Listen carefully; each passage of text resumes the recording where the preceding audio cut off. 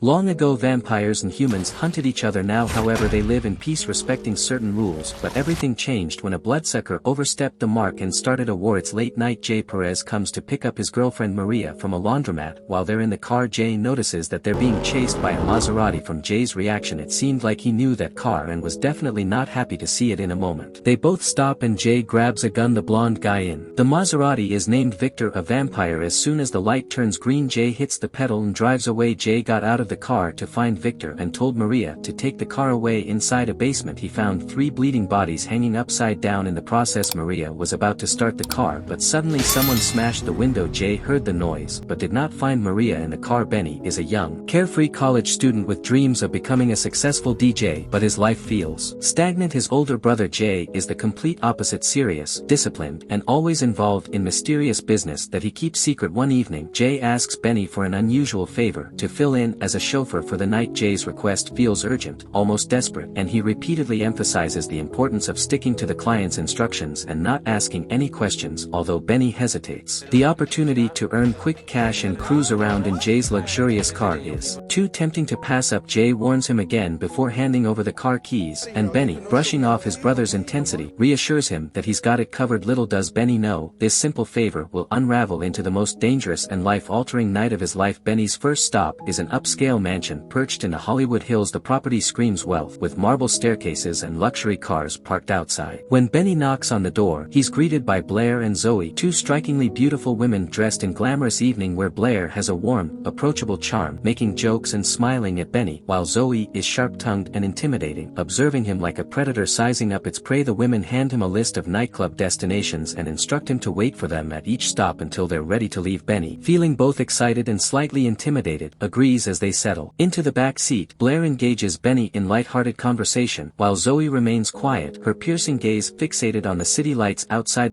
They arrived at their first destination, a type of party with masks. Before entering the mansion the girls took out an amulet with a red stone. Apparently you can only pass if you had one like that. Meanwhile Jay was planning how to solve the vampire issue. On the same night Victor had started a war. The girls weren't back yet, so Benny got out of the car to get some air. On the ground he found the same amulet they had soon after the girls exited the mansion and headed to their next destination. They pulled into an underground parking lot, and like the first time Benny had to wait for them. In the process Benny noticed that Zoe had left her phone in the car. He also noticed that she had received texts from Victor. Victor was asking for Jay, and at that point it seemed strange to Benny because for this night he was Jay. Shortly thereafter Benny tried to call Jay, who did not answer. This seemed strange to him and he began to peek into Zoe's purse and found a lot of money with bloodstains in the middle of the bag. As he touched and counted the money he accidentally got blood on his face on the collar of his shirt. As if that wasn't enough, an officer entered the parking lot. Benny didn't wait too long and got out of the car and started running inside where the girls entered. It looked like a hotel. At the entrance he met the concierge, who noticed that Benny was very agitated, sweaty, and with the bloodstain on the collar of his shirt. She was about to call security, but everything changed when she saw the amulet in Benny's hand. The concierge immediately began to apologize and Benny tried to pretend that he was really the possessor of the amulet. The concierge walked Benny to the elevator and told him to drink responsibly, but she wasn't meaning the alcohol. When Benny entered the room he was petrified when he saw Blair and Zoe sucking blood from the necks of 2 guys. Zoe, with blood on her mouth, lifted Benny up with 2 hands, began to scare him. At this point Benny confessed that he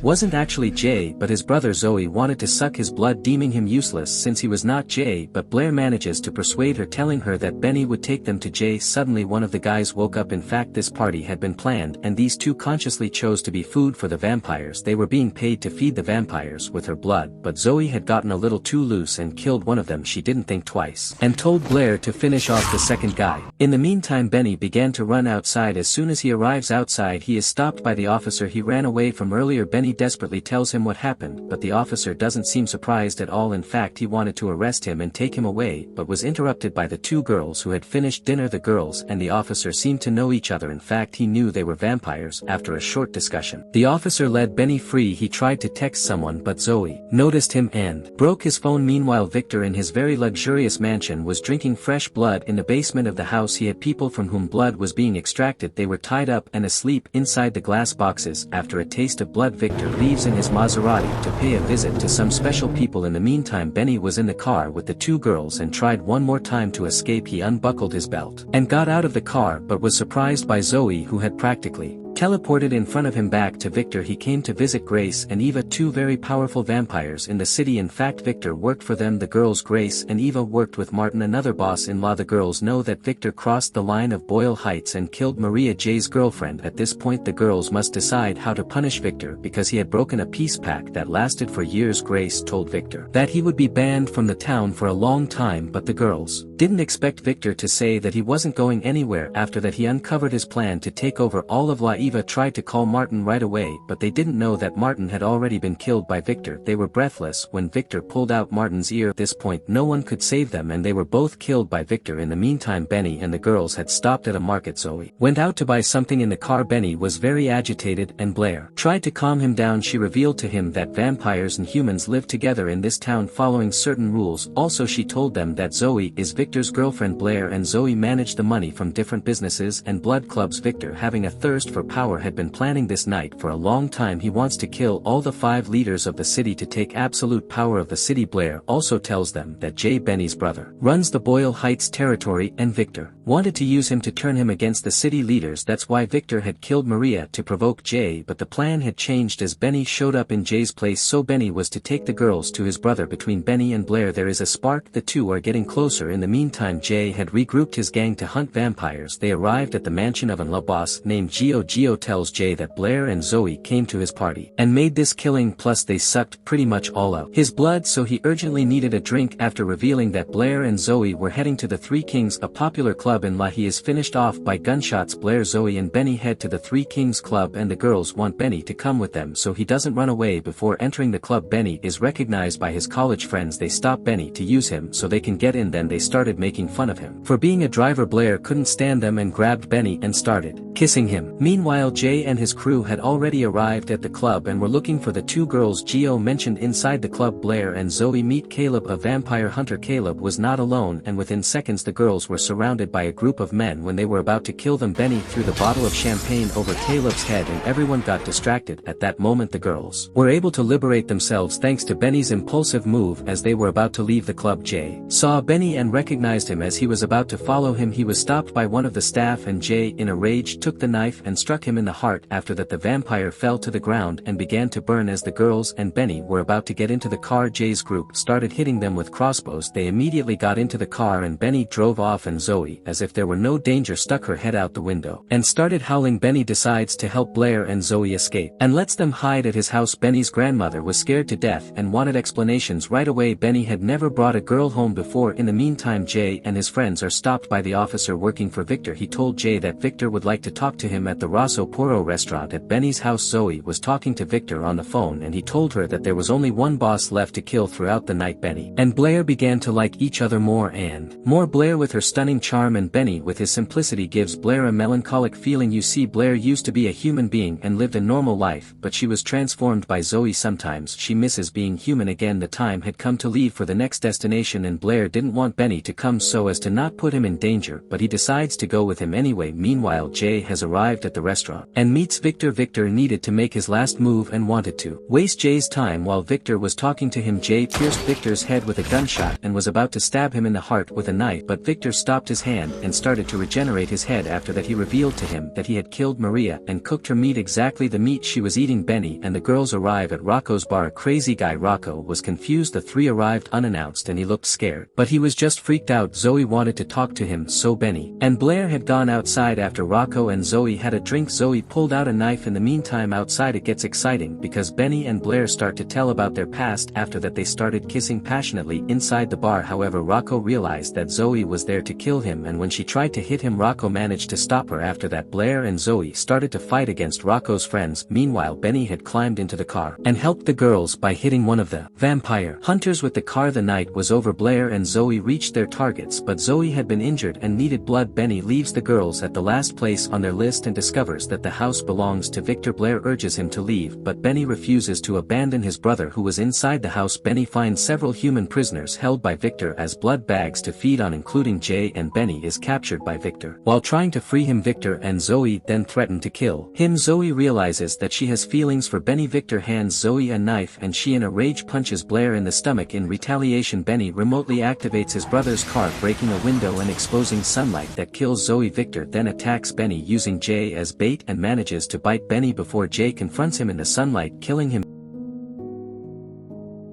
Benny soon turns into a vampire and the brothers part ways. After Jay decides to begin training as a professional vampire hunter and tells Benny that he expects him to fight by his side when the city descends into chaos. Later that night, Benny meets Blair for a night of blood drinking. Hope you enjoyed this video. If you did, then check another videos by clicking on these pictures.